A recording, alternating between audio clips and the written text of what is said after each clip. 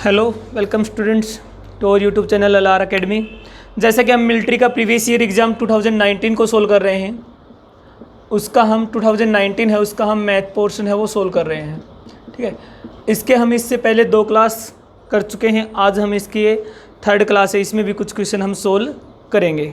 देखिए आज का जो फर्स्ट क्वेश्चन है, which is the complementary angle of 40 का कॉम्प्लीमेंट्री एंगल पूछ रखा है यहाँ पे। 40 डिग्री का कॉम्प्लीमेंट्री एंगल क्या होगा? कॉम्प्लीमेंट्री 40 का कॉम्प्लीमेंट्री कोई भी 2 एंगल जिनका सम 90 डिग्री हो उनको क्या बोलते हैं हम? कॉम्प्लीमेंट्री। ठीक है, तो एक एंगल अगर 40 है तो सेकंड एंगल कितना होगा? 90 माइनस 40, तो ये आ जाएगा हमारे पास 50 डिग्री। तो 40 डिग्री का जो कॉम्प्लीमेंट्री एंगल है वो कितना हो जाएगा? 50 डिग्री हो जाएगा।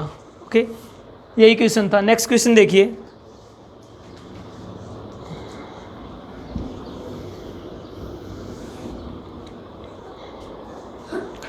Find the selling price of a bicycle after getting 20% profit on it whose cost price is 12,000। Cost price दिया हुआ है यहाँ पे, एक बाइसिकल की कॉस्ट प्राइस दी हुई है 12,000 और प्रॉफिट दिया हुआ हमें 20%। प्रॉफिट परसेंटेज में दिया हुआ है, ध्यान रखना आप।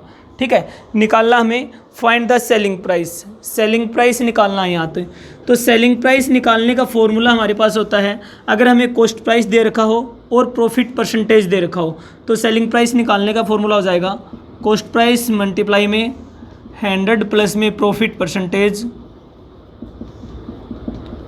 अपॉन में 100। ये हमारे पास सेलिंग प्राइस निकालने का फॉर्मूला होता है।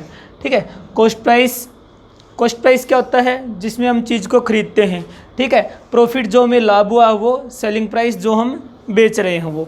ठीक है, तो हमारे पास हमने कोई बाइसिकल है उसको 12,000 में ख़रीदा है, उस पर हमें 20% का प्रॉफिट हो रहा है या लाभ हो रहा है। ठीक है, तो अब हमें यहाँ से सेलिंग प्राइस निकालना है।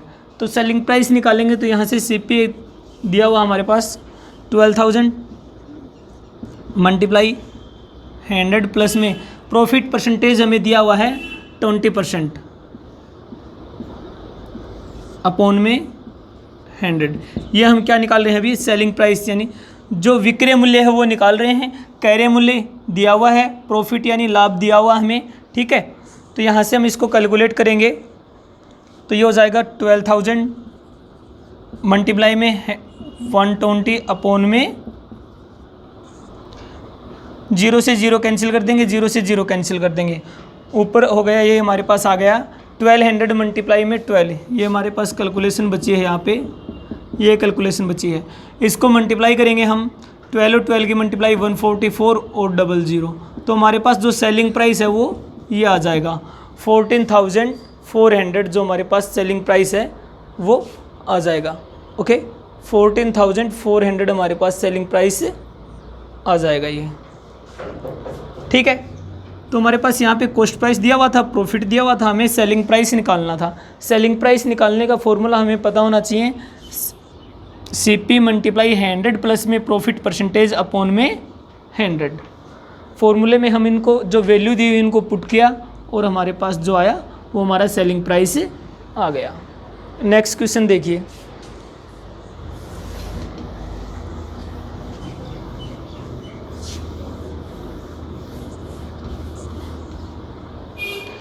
नेक्स्ट क्वेश्चन हमारा, what is the 40% of 2 our.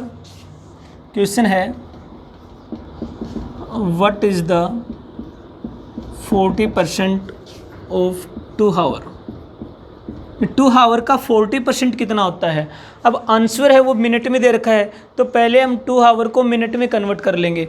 1 our में कितनी मिनट होती हैं? 1 आवर में 60 मिनट होती हैं। ठीक है, तो 2 आवर में कितने हो जाएंगी?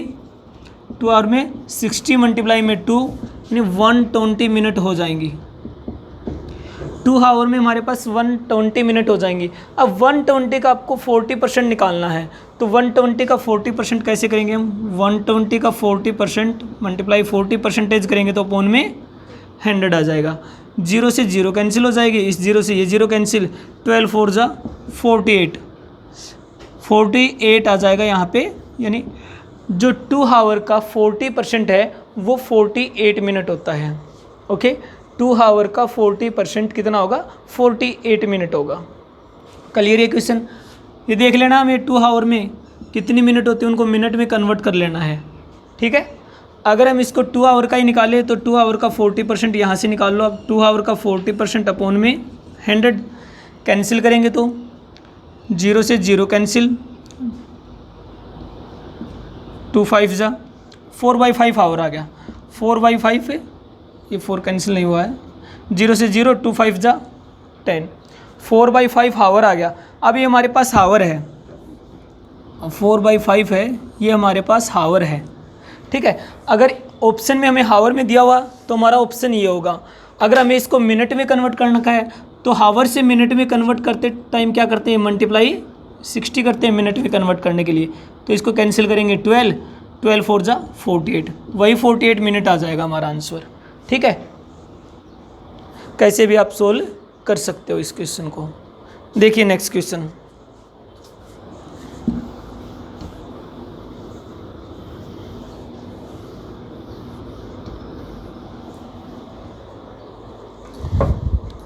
नेक्स्ट क्वेश्चन है, student scored 30% mark out of the total marks of 600। एक स्टूडेंट ने 600 का कोई एग्ज़ाम है उसका, उसने टोटल कितने % नंबर लिए? उसमें से ओनली 30% मार्क्स किए हैं। 600 में से उसके 30% मार्क्स आए हैं।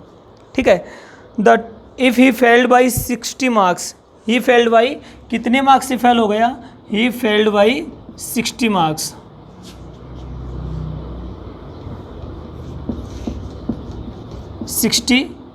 मार्क्स 60 मार्क्स से फेल हुआ है, 60% से नहीं।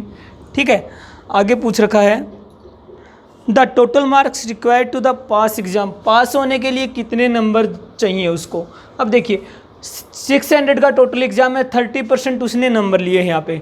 ठीक है, फिर भी उसको 60 मार्क्स से फेल हो गया, यानी 60 नंबर और आने चाहिए थे तब जाके वो पास होता।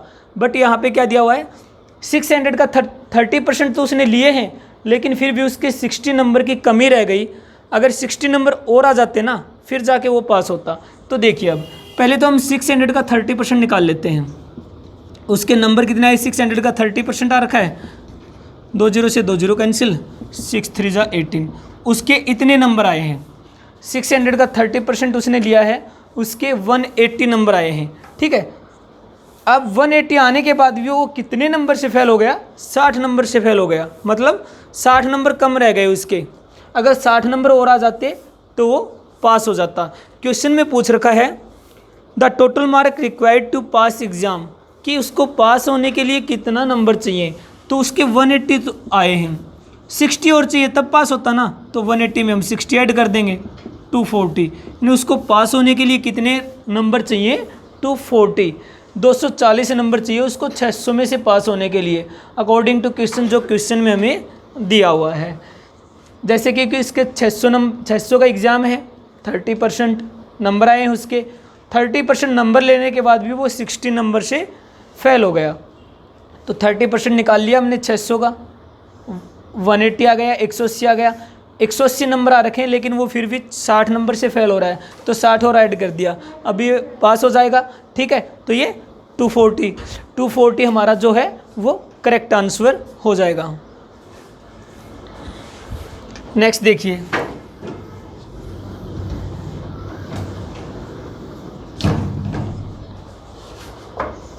नेक्स्ट क्वेश्चन देखिए,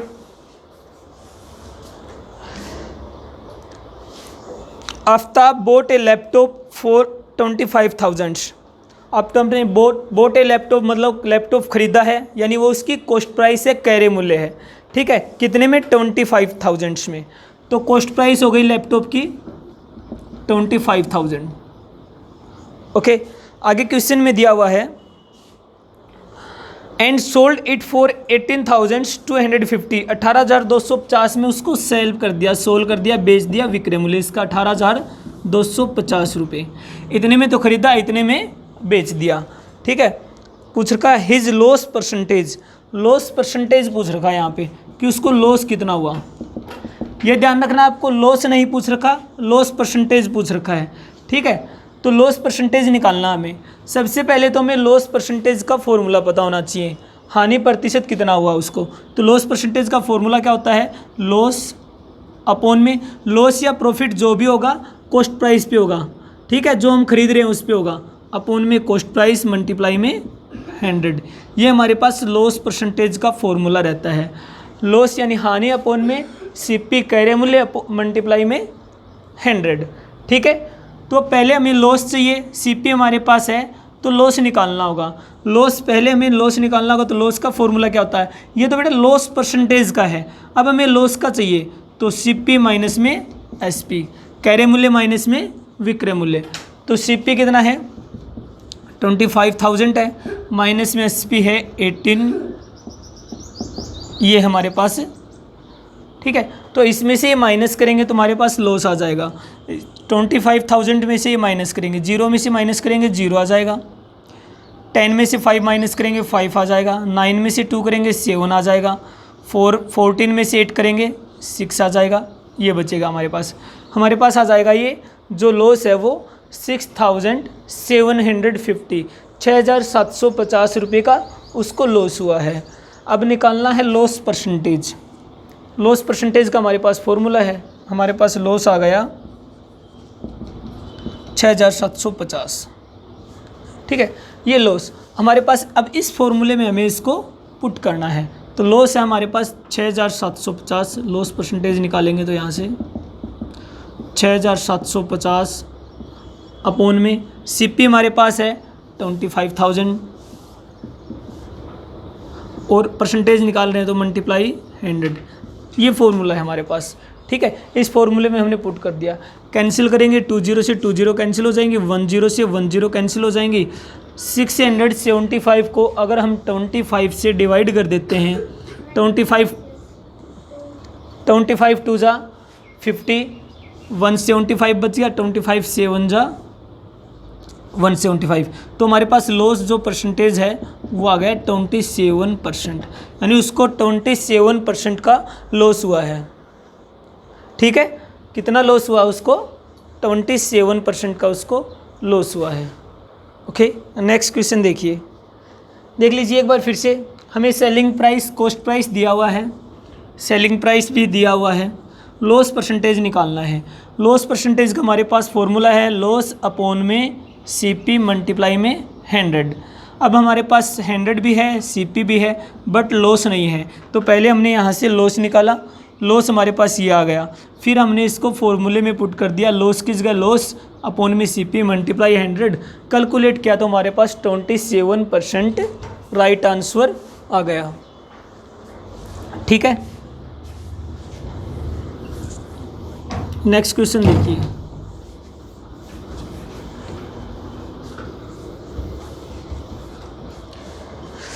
नेक्स्ट क्वेश्चन हमारे पास है द रोमन नंबर इज 94। 94 को हम रोमन नंबर में कैसे लिखते हैं। अब देखिए 100 को कैसे लिखते हैं, सी में लिखते हैं। अब 94 है तो यहाँ से हमारा आ जाएगा, तो हमें 94 को हमें रोमन नंबर में लिखना है, सी को हम 100 लिखते हैं, और 100 से अगर इस साइड लिखेंगे तो माइनस हो जाएगा, तो ये कितना हो गया 90 और 4 94। तो 94 को हम इस प्रकार से रोमन नंबर में लिखेंगे, ठीक है। नेक्स्ट क्वेश्चन देखिए, मिलिट्री का जो एग्जाम होता है मैथ तो बिल्कुल सिंपल आता है, इसमें सिंपल से सिंपल बिल्कुल इजी क्वेश्चन आते हैं। Which of the flowing will be, अभी देखिए 94 था, इसका कैसे हो गया, ये आएगा इसमें, ठीक है। 4 ये होता है, गलती से ये हो गया था, ठीक है। ये 6 होता है, 96 होता है ये, ठीक है। ये 94 ये आएगा, ओके। नेक्स्ट क्वेश्चन देखिए,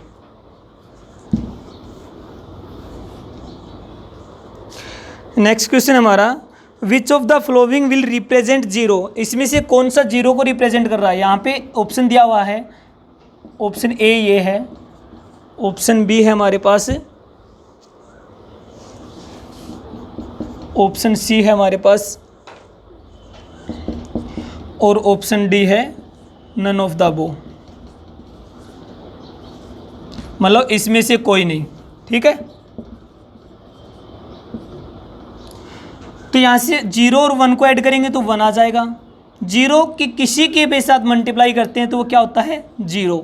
-1 और -1 माइनस का 2 हो जाता है, नन ऑफ द अबव। तो हमारे पास इसमें पूछ रखा कि कौन सा इसमें 0 का रिप्रेजेंट कर रहा है।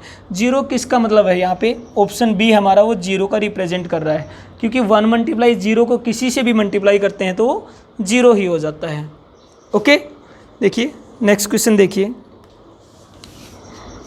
-1 और -1, अगर कोई भी दो नंबर माइनस के हैं, हम उसको ऐड कर रहे हैं तो नंबर ऐड हो जाएंगे और जो साइन है वो माइनस का ही रहेगा। जैसे -3 और -4 को ऐड करेंगे तो माइनस का 7 आ जाएगा। ओके, साइन माइनस का ही रहेगा और जो डिजिट है वो ऐड हो जाएंगे। नेक्स्ट क्वेश्चन है, what fraction should be divide by 7/8 to get 8/9। 7/8 को किससे डिवाइड किया जाए कि हमें कितना आ जाए, हमें 8/9 आ जाए, ठीक है। 7/8 को what fraction should be divide by 7/8। 7/8 को किससे डिवाइड किया जाए कि 8/9 आ जाए। तो हम लेट डिवाइडेड बाई x मान लेते हैं, लेट डिवाइडेड बाई x। अगर हम 7/8 को x से डिवाइड करते हैं तो क्या आना चाहिए 8/9। अब क्योंकि हमने x से डिवाइड, क्योंकि हम x की वैल्यू निकाल लेंगे, जो x की वैल्यू होगी वही हमारा आंसर होगा। x के नीचे कुछ नहीं है तो 1 मल्टीप्लाई किस किस की होती है, इस इसकी मल्टीप्लाई होती है और इस इसकी। तो 7/8x इक्वल टू 8/9 आ जाएगा, ठीक है। ये x है, इस साइड जाके ये 7/8 है, इस साइड जाके क्या हो जाएगा ये 1/x तो यहाँ पे है, और अगर 8/9 है इस साइड जाके 8/7 हो जाएगा ये, ठीक है। अब 1/x है, इसको हम फिर से, हमें तो x की वैल्यू चाहिए ना, तो इसको हम फिर से रिप्रेजेंट करेंगे, फिर से इसको हम रिवर्स करेंगे तो क्या आ जाएगा ये 8/8 8 64/9 7 63। 1/x की वैल्यू आई है ये, हमें तो x की वैल्यू चाहिए, x की निकालेंगे तो 63/64 आ जाएगी। x की वैल्यू निकालेंगे तो 63/64 आ जाएगी। What fraction should be divided by 7/8 to get 8/9, ठीक है। ओके, ऑप्शन मैच नहीं हो रहा इसमें। What fraction should be divided by 7/8, ठीक है। एक क्वेश्चन पहले भी हुआ था, उसमें भी मिस्टेक थी, टू गेट 7/8। देखिए नेक्स्ट क्वेश्चन,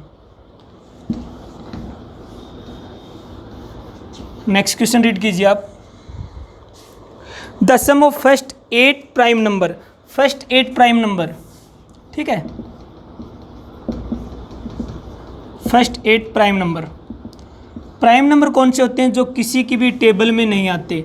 तो सबसे पहले प्राइम नंबर होता है 2 होता है, उसके बाद 3 होता है, 5 होता है, 2 3 5 7 होता है, 11 होता है, उसके बाद 13 होता है जो किसी की भी टेबल में नहीं आते, 17 होता है, 19 होता है, 8 करना में 1 2 3 4 5 6 7 8 हो गए, ठीक है। इनका सम पूछ रखा है, सम मतलब ऐड पूछ रखा है इनका कि जोड़ कितना होगा, तो हम इनको ऐड कर लेंगे।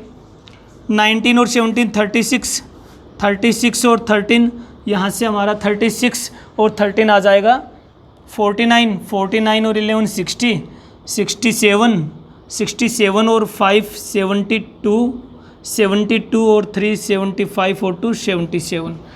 तो फर्स्ट जो 8 प्राइम नंबर होते हैं उनका जो सम है वो कितना आ जाएगा, उनका सम हमारे पास 77 आ जाएगा। ये ध्यान रखना आपको, प्राइम नंबर कौन से होते हैं, अभाज्य संख्या जो या तो अपने आप से डिवाइड होंगी या 1 से डिवाइड होंगी।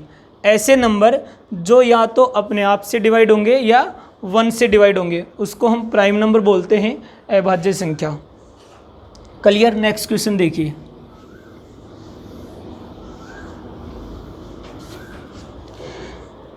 नेक्स्ट क्वेश्चन है 9/12 इज इक्वल टू, परसेंटेज में दिया हुआ है यहाँ पे 9/12 इज इक्वल टू, तो कितने परसेंट के इक्वल है, ठीक है। ये पूछ रखा कि 9/12 है वो कितने परसेंट के इक्वल है। तो जो रेशियो में होता है वो फ्रैक्शन में होता है, तो इसको 9/12 इसको हम 9/12 भी लिख सकते हैं, 9/12 भी लिख सकते हैं, ठीक है। 9/12 लिखेंगे तो इसका हम मल्टीप्लाई, अगर हमें परसेंटेज में कन्वर्ट करना है तो मल्टीप्लाई कितना करेंगे, क्योंकि आंसर है वो हमारे पास परसेंटेज में है कि कितना परसेंट आएगा। तो यहाँ से हम इसको कैंसिल करेंगे, 3 3 जा 9, 3 4 जा 12, 4 से करेंगे तो 25 आ जाएगा, 25 3 जा 75। इस 9/12 है वो कितना परसेंट है, वो 75% है, ठीक है। कोई भी जो रेशियो में होता है उसको हम फ्रैक्शन में लिख सकते हैं, और फ्रैक्शन में होता है उसको हम रेशियो में लिख सकते हैं। तो परसेंटेज पूछ रखा है तो हमारा 75% यहाँ पे आ जाएगा। नेक्स्ट क्वेश्चन देखिए,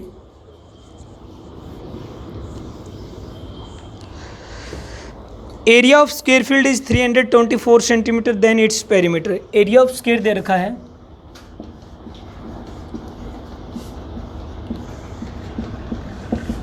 324 centimetre square, 300 centimetre 24, then find its perimeter. Perimeter निकालना हमें, पेरीमीटर ऑफ एरिया निकालना हमें, sorry perimeter of square, perimeter of square निकालना है। पेरीमीटर ऑफ स्क्वायर का फॉर्मूला था 4 इंटू साइड, तो हमारे पास यहाँ पे साइड नहीं दिया हुआ है। पहले हम यहाँ से साइड निकालेंगे। साइड कहाँ से निकालेंगे, जहाँ पे हमें एरिया दिया हुआ है, एक स्क्वायर का एरिया दिया हुआ है, ठीक है। तो एरिया ऑफ स्क्वायर क्या होता है, साइड स्क्वायर, और हमें एरिया दिया हुआ है 324, तो यहाँ से साइड निकालेंगे तो हम स्क्वायर रूट यहाँ पे हो जाएगा।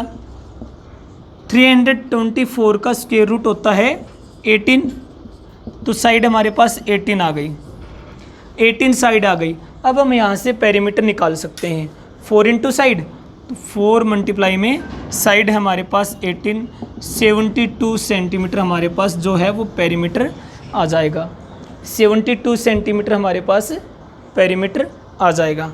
ओके, देखिए आज के लिए इतना ही। आज की क्लास में जो बाकी क्वेश्चन हैं वो हम कल की क्लास में या और 1-2 नेक्स्ट क्लास होंगी उनमें डिस्कस कर लेंगे। ओके, थैंक यू स्टूडेंट, आज के लिए इतने ही क्वेश्चन।